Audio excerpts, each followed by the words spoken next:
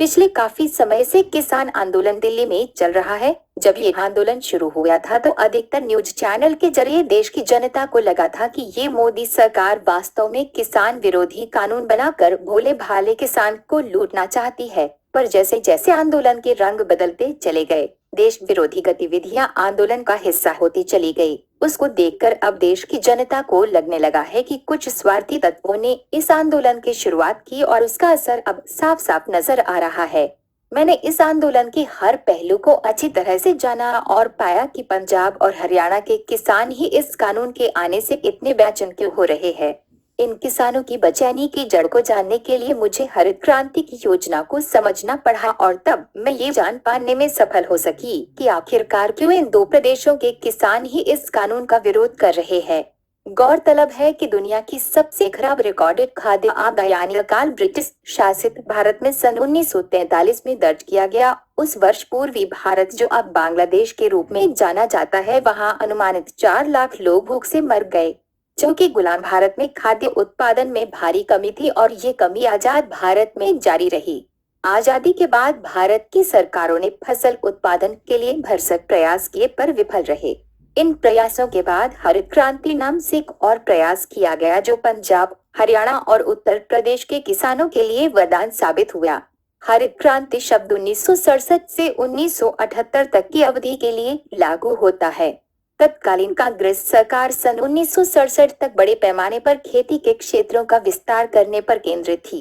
देश में हरित क्रांति की शुरुआत सन 1966 और 1967 में स्वामीनाथन के जरिए हुई। इस क्रांति का मुख्य उद्देश्य भारतीय परंपरागत खेती के तरीकों से हटकर सिंचित और असिंचित खेतों में फसल उत्पादन में वृद्धि करना था। इसमें बोने, बीज और आधुनिक खेती की तकनीकों को जगह दी गई।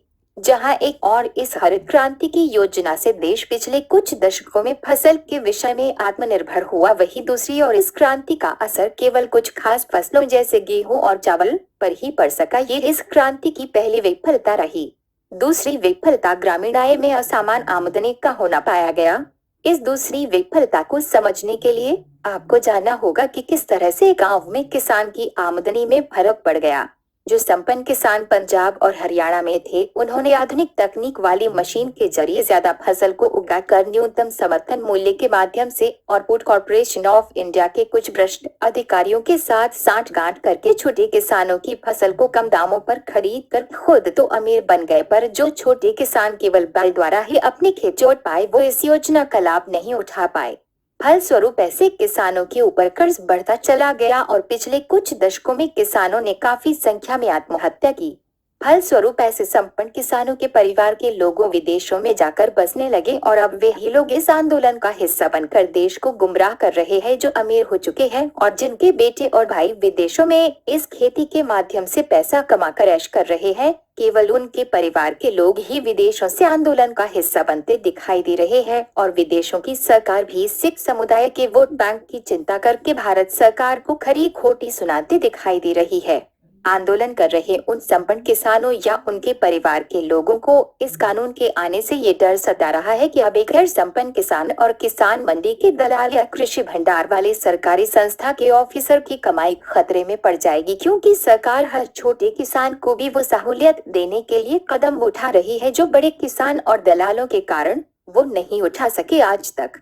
क्योंकि बड़े किसान और दलालों की कमाई अब खतरे में है, इसलिए इन लोगों ने किसानों को बहकाकर आंदोलन का रूप दे दिया है, जिसमें विरोधी राजनीतिक पार्टियों ने भी अपने हाथ से लिए।